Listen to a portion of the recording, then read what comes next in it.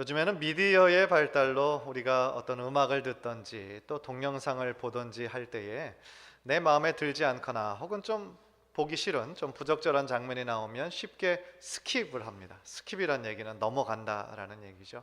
뭐 예를 들어 우리 자녀들과 함께 영화를 보고 있는데 막 너무 폭력적인 장면이 나와요. 혹은 선정적인 장면이 나와요. 그러면 스킵 해버리죠. 부적절하기 때문에 그래요.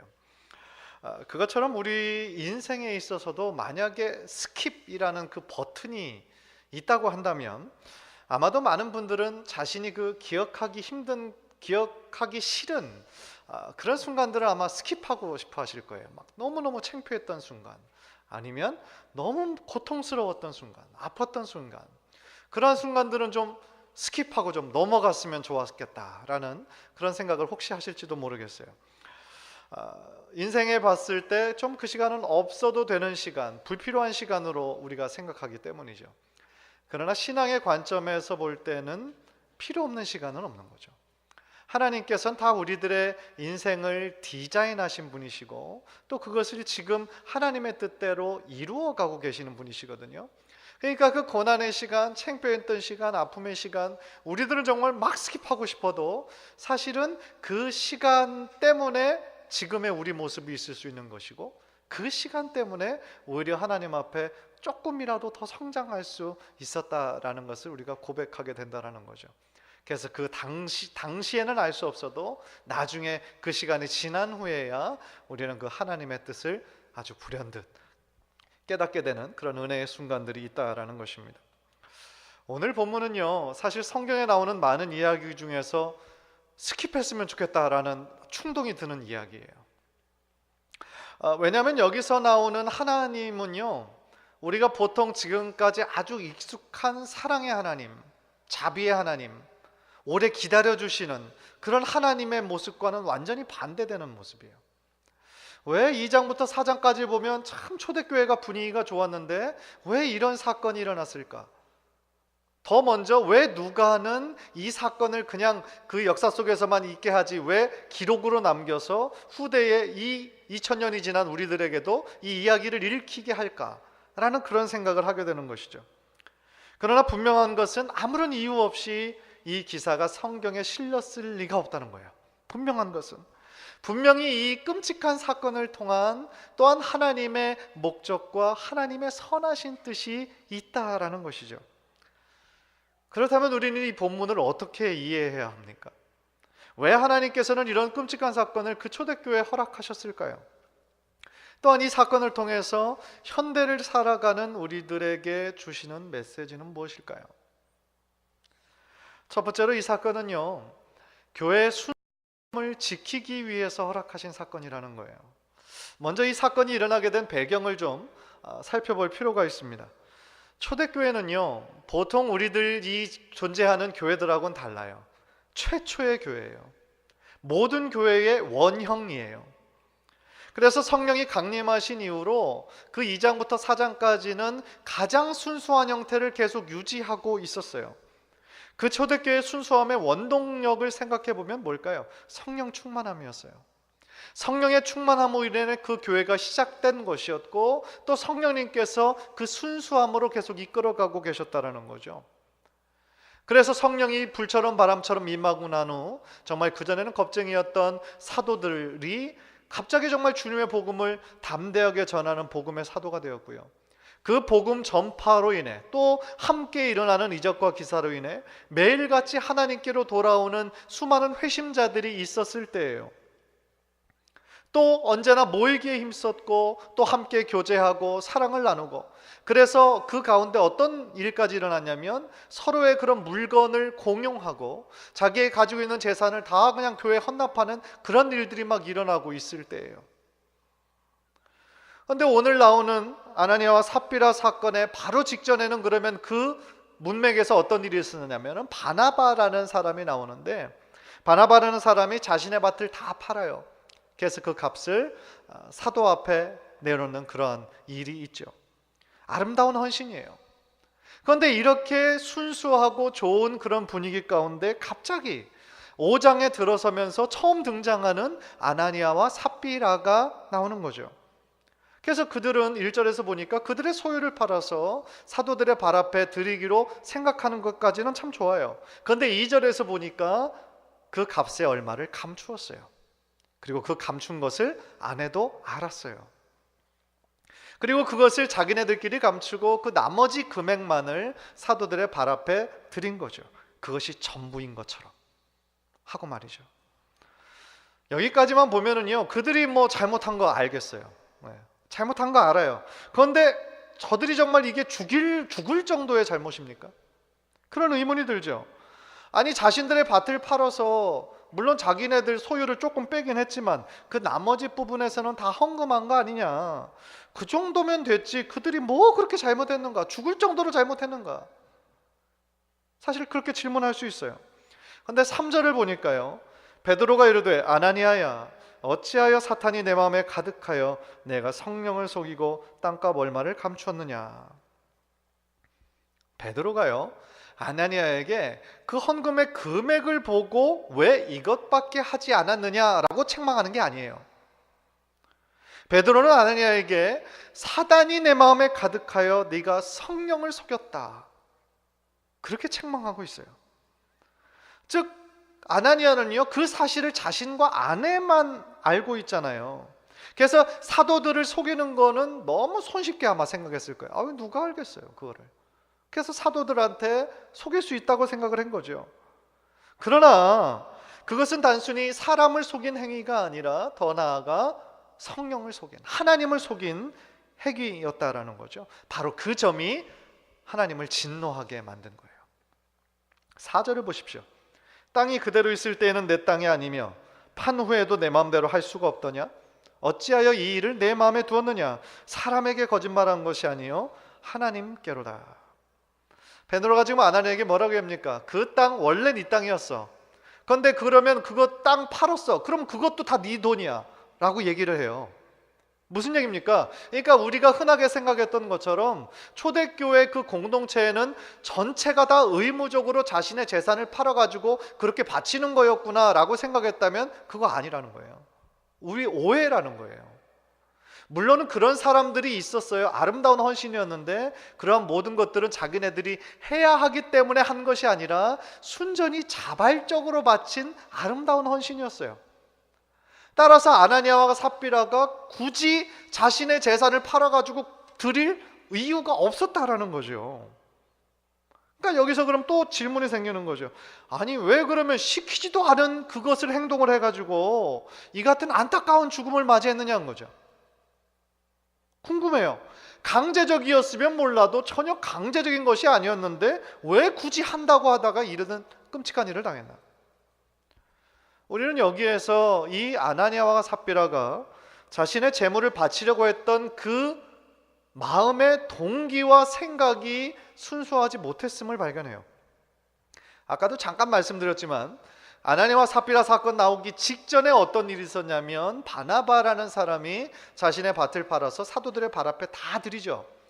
아마도 성경에 나와 있진 않지만 사도들의 칭찬을 받았을 것이고, 아마도 많은 무리들은 그 바나바의 그거에 대해서 칭송했겠죠. 야, 정말 바나바 대단한 사람이다. 뭐 들었어? 바나바가 말이야 이번에 그 밭을 다 팔아가지고 금액이 이거였는데 그거를 다 드렸대잖아. 와, 정말 그 사람 정말 믿음 좋아. 그 사람 정말 우리의 지도자가 되기에 아주 충분한 사람이야. 아마 많은 사람들이 그렇게 칭송했겠죠. 아마도 아나니아와 삽비라는 그것을 부러워했던 것 같아요. 그래서 자신들도 바나바처럼 좀 칭찬받고 싶고 사도들에게 인정받고 싶은 그 종교적 허영심이 그 마음속에서 강하게 발동한 거예요. 그래서 처음부터 악한 동기로 그 땅을 판 거예요. 물론 어떤 사람은 이렇게 질문할 수도 있을지 몰라요. 설마 처음부터 그렇게 악한 의도로 했겠어? 그 땅을 팔아보니까 그 돈이 너무 많아가지고 그 돈을 보니까 거기에 대해서 탐욕이 생긴 게 아니었을까? 그러니까 변질됐겠지 라고 그렇게 해석할 수도 있어요. 사실은 매튜 헨리라고 하는 아주 유명한 신학자는 그랬을 것이다, 처음부터 그러지는 않았을 것이다 라고 해석을 해요. 그런데요, 이 본문을 조금 더 꼼꼼히 보면 아니었을 가능성이 더 큰 것 같아요.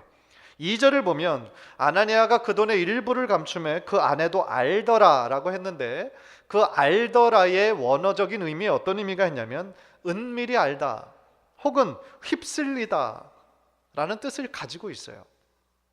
그러니까 그 부부가 제일 처음부터 그렇게 했을 것을 이미 협의했다라는 거예요. 이 부분을 묵상하면서요, 인간이 가지고 있는 이 재물에 대한 탐욕, 그리고 다른 사람들로부터 인정받기 원하는 그 명예욕은 참 뿌리가 깊구나. 얼마나 이것이 우리들의 마음속 깊이 자리 잡고 있는지를 다시 한번 깨닫게 돼요. 사실 이 부분에 있어서 완전히 자유로운 사람은 저를 포함해서 이 자리에 거의 없을 거예요. 세상의 사람들은 대놓고 추구하죠. 대놓고 물질 추구하고 권력, 명예 추구합니다. 언제나 같이 가는 거 아니겠습니까? 돈과 권력과 명예는. 그런데 우리 크리스찬은 겉으로 대놓고 하는 사람은 그렇게 많지 않아요. 그런데 속으로 해요. 속으로 은밀히 해요. 내적으로 추구하는 거죠. 거기에다가 아나니아와 삽비라처럼 종교적인 허영심까지 거기에 첨가되기 시작하면 아주 심각한 상태가 되는 거예요. 이미 교회를 다니는 많은 집사님들의 꿈이 장로가 되는 거라고 합니다. 아무래도 평신도에게는 장로가 가장 높은 자리에 올라가는 어떤 위치로 생각하는 경향들이 좀 있는 것 같아요. 그러면 교회 사실은 훨씬 더 많은 퍼센트를 차지하고 있는 것이 우리 성도들이잖아요. 그러면 여자 집사님들의 그런 내적인 꿈은 뭘까요? 그럼 권사가 되는 걸까요? 가장 그래도 높은 뭐 장로도 될 수 있죠. 요즘은 목사도 될 수 있고. 아니에요. 남편 장로 만드는 거라고 그래요. 그러니까 남자 집사님의 꿈은 장로가 되는 게 가장 큰 꿈이고, 여자 집사님의 꿈은 남편 장로 만드는 게 최고의 꿈이라는 거죠. 물론 우리 교회 얘기 아니고 먼데 있는 다른 교회 얘기예요. 안타까운 현상은요, 하나님께서 교회를 성도를 섬기라고 주신 그 귀한 직분을 하나의 어떤 서열로, 어떤 지위, 어떤 랭크로 생각하는 경향이 우리들 마음 가운데 있다는 거예요. 종교적인 명예를 얻고 싶은 거예요. 교회에서 장로야. 장로구나. 너 아직도 안 됐어? 친구들끼리. 이렇게 흔히 얘기할 수 있는 거죠. 그런데 그 장로가 되기 위해서 온갖 세상적인 노력을 다 하는 사람들이 제법 많아요. 그래서 제가 그 전에 섬기던 교회에서도 이 장로 선거에 사수하신 분도 있어요. 사수. 재수, 삼수도 아니고 사수 왔어요. 왜냐하면 그 교회에서는 매년 4명을 뽑는데 복수로 뽑아요. 그 후보를. 그래서 8명이 있고 그 8명을 우리 교인들 투표하는 거예요. 그래서 4명은 떨어지는 제도예요. 그런데 한 분이 유독 계속 떨어지시는 거예요. 그래서 4번째 도전하셔서 결국 되셨어요. 그런데 참 안타까운 이야기인 거는 사실은 목사들도 그렇게 다르지 않다는 거예요. 총회장이 되기 위해서 참 선거하는 그런 이야기 들어보면 이게 세상이랑 거의 맞먹더라고요. 사랑하는 성도 여러분, 하나님은 우리들의 마음을 보시는 분이세요. 세상의 사람은, 세상의 법칙은 어떤 동기와 과정은 중요하지 않아요. 어떻게든 결과를 만들어내가 중요한 거죠. 결과를 만들어내, 방법은 중요하지 않아. 그러나 하나님이 보시는 건 뭐냐면 그 과정을 보시고 우리들의 마음의 첫 시작, 동기를 보시는 거예요. 물론 우리 모두 실수할 수 있습니다. 우리 모두 넘어질 수 있어요. 왜냐하면 우리들 모두 죄인이에요. 우리들 모두 연약하잖아요. 그렇기 때문에 우리들의 마음에 순간적으로 악한 생각들, 막 그런 것들이 찾아오는 것까지 우리가 어떻게 막겠어요, 솔직히. 하루에도 수십 번씩 막 그런 악한 생각들이 막 올 수 있지요. 그러나 중요한 것은, 우리가 할 수 있는 부분은 그 악한 생각이 내 마음 가운데 자리 잡고 그것이 행동으로 이어지지 않도록, 열매를 맺지 않도록 막을 수는 있다는 거예요, 우리가. 그래서 4절 후반부를 보면은요, 베드로가 아나니아에게 뭐라고 책망하냐면, 어찌하여 이 일을 내 마음에 두었느냐? 어찌하여 이 일을 내 마음에 두었느냐? 라고 책망하는 거예요. 그러니까 베드로의 이 질문은 어떤 단순히 질문을 위한 질문이 아니고요, 왜 아나니아가 사단에게 마음을 뺏기지 않을 수 있었는데 그럴 능력이 있었는데도 불구하고 왜 그렇게 무기력하게 넘어갔느냐, 그 책망인 거예요. 사단의 정체가 뭡니까? 거짓말하는 자예요. 속이는 자예요. 지금도 공중 권세를 잡고서요, 세상의 사람들 조종하고 있어요. 세상의 손아귀에 있어요. 절대로 하나님께 나아가지 못하도록 자신의 손아귀에 품고 있어요. 끊임없이 속여요. 돈과 물질과 명예로 막 사로잡고 있죠. 그런데 우리가 거기에서 사단에 속해 있다가 하나님의 은혜로 정말 하나님의 자녀가 됐어요. 그런데 그렇다고 해서 우리가 사단의 그 공격에서 완전히 떠났다는 얘기는 아니에요. 오히려 더 심하게 공격해요, 사단이 우리를. 그래서 우리에게 거짓말해요. 상처를 입혀요. 교회로부터 멀어지게 합니다. 그리고 하나님으로부터 떠나게 해요. 그게 사단이 하는 일이에요. 사단은요, 정말 더럽고 아주 치사한 존재예요. 아주 치사해요. 그 사단에게는 페어 플레이가 없어요. 정당한 플레이가 없습니다. 그리고 더 월스트한 거는 쉬지도 않아요. 그 목적을 이루기 위해서 잠도 안 자고 쉬지도 않아요. 결과적으로 아나니아와 삽비라의 가장 큰 실패는 사단에게 마음을 완전히 뺏겠다라는 거예요. 그리고 사단이 그의 마음과 생각을 지배하도록 허용한 거예요. 그래서 사도를 속이고 더 나아가 성령까지 속이려고 하는 마음까지 아나니아와 삽비라가 나아가게 된 거예요. 사랑하는 성도 여러분, 우리에게도 언제든지 사단이 시험을 주고 공격을 합니다. 그리고 사단은 언제나 우리들에게 눈에 띄게 큰 것만 공격하는 것은 아니에요. 어떻게 보면 우리가 크리스찬이기 때문에 큰 공격은 알아차릴 수 있을지도 몰라요. 야, 이거 사단이 주는 시험이구나, 더 기도해야 되겠다, 알아차릴 수 있을지 몰라요. 그런데 정말 위험한 거는 알아차리지 못하게 아주 작고 은밀하게 던지는 공격이에요. 마치 복싱의 잽처럼. 아무리 잘하는 복싱 선수도요, 어퍼컷, 아주 결정타를 피했다고 해서 넘어지지 않는 게 아니에요. 어퍼컷이 없어도 그를 넘어지게 하는 거는 수없이 가해지는 잽이에요. 그 잽을 맞다가 결국엔 충격 때문에 넘어지는 거예요. 무슨 얘기냐면, 우리들의 삶 가운데 일어나는 일들 중에 아무것도 아니야, 이거 너무나 작은 거야, 무시하면 안 된다는 거예요. 그런 것들이 나의 마음에 자꾸 의심이 생기게 하고, 추측하게 하고, 그러다가 서운하게 하고, 억울한 감정이 들다가 결국은 미워하게 되고 악한 생각까지 이어지는 거예요. 따라서 우리들의 삶 가운데 도대체 근원을 알 수 없는 악한 생각이 나의 마음에 찾아올 때, 여러분들 있어요, 없어요? 있어요.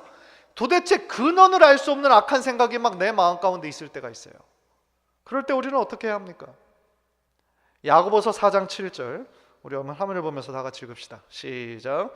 마귀를 대적하라, 그리하면 너희를 피하리라. Resist the devil and he will flee from you. 마귀를 대적하라, 그리하면 너희를 피하리라. 베드로전서 5장 8절 9절도 봅시다. 다 같이 읽죠. 시작. 근신하라, 깨어라, 너희 대적 마귀가 우는 사자같이 두루다니며 삼킬 자를 찾나니 너희는 믿음을 굳건하게 하여 그를 대적하라. 너희는 믿음을 굳건하게 하여 그를 뭐하라? 대적하라. 사랑하는 성도 여러분, 우리가 살아가면서 사단 마귀의 많은 시험과 공격을 당해요. 그래서 우리들의 마음과 생각으로 온갖 부정적인 생각, 그리고 악한 생각이 여러분에게 찾아올 때가 있어요. 그 악한 생각이 오는 것까지는 막을 수 없겠지만, 아까도 말씀드린 것처럼 그 생각이 자꾸 꼬리에 꼬리를 무는 것처럼, 또아리를 트는 것처럼, 그것이 내 가운데 삶의 어떤 행동으로, 열매로 나타나게 해서는 절대로 안 되는 거예요. 그 악한 생각에 지지 말고, 그 악한 생각에 잠식되지 마시고, 오직 예수 그리스도의 능력 있는 이름 의지하여서 사단 마귀를 대적하고 승리하시는 우리 귀한 성도님들 되시기를 주님의 이름으로 간절히 축원합니다. 그렇다면 하나님께서 왜 그들에게 이처럼 이렇게 가혹한 형벌을 내리셨는지에 대한 그 질문에 이제 답할 시간이에요. 왜 허락하셨을까? 그 답은 하나님께서는 초대교회의 순수함을 지키기를 원하셨다는 거예요. 왜냐하면 당시 초대교회는 탄생한 지 얼마 되지 않은 시점이었어요. 그래서 그들에게 주신 하나님의 큰 사명이 있었어요. 예루살렘과 온 유대와 사마리아와 땅끝까지 복음을 전하기 위한 그 본점, 그 시작점, 바로 예루살렘 교회였어야 돼요. 이러한 시점에서 아나니아와 삽비라의 죄는 그 순수한 공동체에 엄청난 타격을 줄 수 있는 사건이었어요. 그들의 거짓말과 그 행동은 한 가족처럼 지내던 그 공동체에 엄청난 영향을 줄 수 있었던 사건이었어요. 그들의 공동체성을 회복하고 공동체성을 파괴하고 그들의 신뢰 관계를 완전히 없애버리는 그럴 수 있는 사건이었다라는 거죠. 그리고 더 중요한 거는 교회를 탄생시키시고 운행하시던 성령님을 속이려고 했던 성령 회방죄에 속했던 거라는 거예요.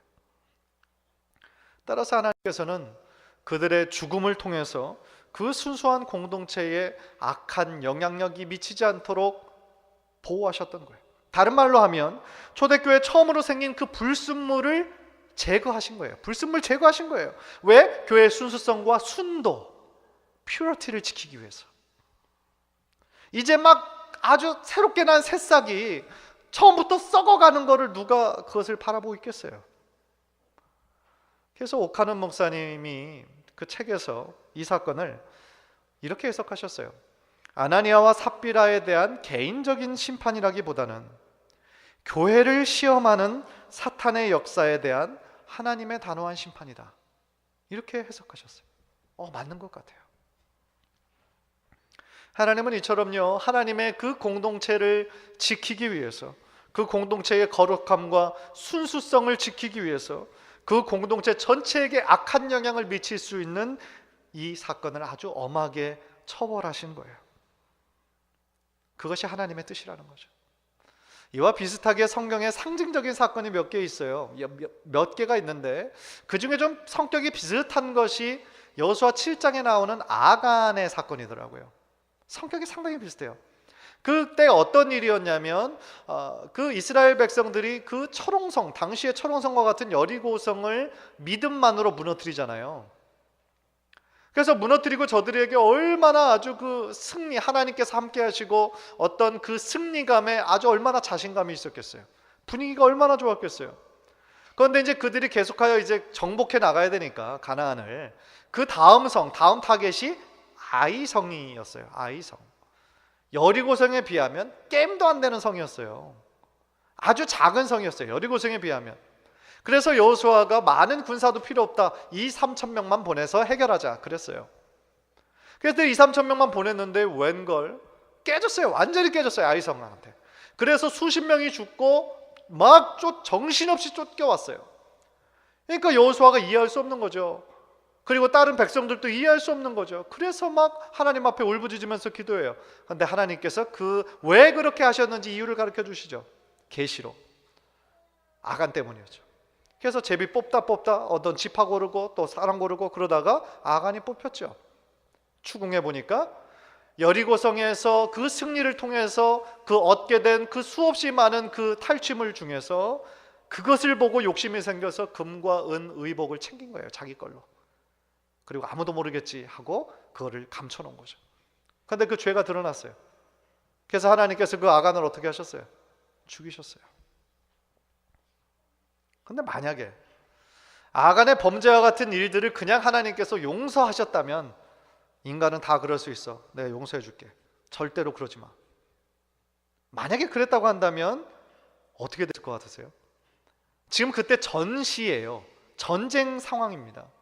그런데 상관인 여호수아의 명령에도 듣지 않았어요. 그죠? 그런데 그거를 만약에 용서했다면 아마 아간과 비슷하게 범죄를 저지르는 사람들이 수없이 생겼을 거예요. 인간은 원래 그래요. 우리들 다 그래요. 어느 정도까지 괜찮구나, 이거를 늘 우리는 재거든요. 우리들 어린 자녀들이 그러는 것처럼. 우리 어린 자녀들 엄마 막 이렇게 괴롭히고 그럴 때에 이 정도까지 하면 맴매 맞는구나, 그거 기가 막히게 알아요. 알잖아요. 그래서 거기까지 한번 해보다가 조금 더 해봤는데 맴매 맞아. 그럼 여기까지만 해야 되는 거구나. 다가 눈치를 채죠. 근데 우리 어른들도 비슷하거든요. 비슷해요. 보이지 않는 하나님이시라고 해서 우리가 이 정도까지는 괜찮구나. 예? 그렇게 하다 보면 그 이스라엘 그 공동체가 어떻게 됐겠어요? 그래서 하나님께서는 아나니와 삽비라의 그 예를 통해서 그 하나님의 공동체, 이제 막 시작하는 그 공동체의 순수성을 지키기 원하셨다는 거죠. 두 번째로요, 우리는 하나님께서 아나니아와 삽비라의 행위를 그토록 엄벌하신 이유가 바로 후대의 모든 그리스도인들에게 교훈과 경계를 주시기 위해서라는 거죠. 간단하게 말씀드리면 하나의 이그샘플이었다는 거예요. 5절을 보십시오. 아나니아가 이 말을 듣고 엎드러져 혼이 떠나니 이 일을 듣는 사람이 다 크게 두려워하더라. 11절, 온 교회와 이 일을 듣는 사람들이 다 크게 두려워하니라. 아나니아가 죽었을 때, 또 삽비라가 죽었을 때 공통적으로 일어난 현상이 있었어요. 그 사건을 직접 봤던 사람들이나 그 이야기로 듣는 사람들 모두에게 뭐가 있었다? 두려움이 있었다. 그 두려움은 어떤 두려움일까요? 1차적으로는 아나니아와 삽비라의 범죄를 향한 하나님께서 막 그 즉시 이렇게 처벌하시는 그거를 보고 아마 큰 두려움이 있었겠죠. 그리고 더 나아가 그 당시 리더들이었던 사도들에 대한 또한 두려움이었을 거예요. 베드로를 또 얼마나 두려워했겠어요. 그걸 어떻게 알겠어요? 사실은 베드로가 자기네들만 은밀히 숨긴 걸 어떻게 알겠어요? 그러니까 베드로가 성령 충만한 사람이었고 하나님의 즉각적인 계시가 있었기 때문에 알 수 있었던 거죠. 그러니까 그 당시 또 베드로와 요한, 야고보 사도를 향한 그 두려움이 있었을 거예요. 그리고 더 나아가 하나님에 대한 두려움이 있었겠죠. 하나님을 속이려고 했던 그 사람의 죄를 그 즉각에서 벌하시는 그 하나님에 대한 두려움, 그 경외감이 그 이야기를 듣는 사람들 모두에게 임했다는 거죠. 하나님을 경외하는 데에서 나오는 이 거룩한 두려움, 저는 이 거룩한 두려움이 바로 우리들 모두에게 있어야 된다고 저는 생각을 합니다. 현대를 살아가는 우리들이 많이 잃어버린 게 바로 이거라고 생각해요. 요즘 현대교회는 수많은 사람들이 하나님을 두려워하지 않는 것처럼 보여요. 살아계시고 역사하시는 하나님을 믿는다면 감히 할 수 없는 것들을 너무나 손쉽게 행하고 있어요. 이 천지 만물을 창조하신 그 하나님을 너무나 만만하게, 너무나 편하게 생각하는 경향이 우리들 모두에게 있다는 거예요. 너무 안타까운 거죠. 사랑하는 성도 여러분, 여러분은 정말 하나님을 경외하고 있습니까?